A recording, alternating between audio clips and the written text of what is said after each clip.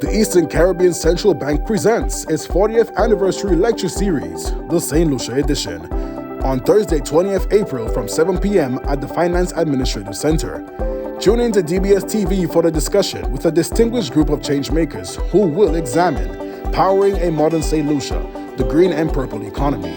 Join the experts, Keithlyn Carew, Executive Director of Helen's Daughters, Dr. James Fletcher, the founder of Solaricon Limited, Dr. Kim Gardner, Director of the Child Development and Guidance Center, and Dr. Stephen King, co-founder of Rise St. Lucia Inc., and moderator Lisa Joseph, as they explore issues in education, health, social equity, renewable energy, and propose strategies to support economic growth and development.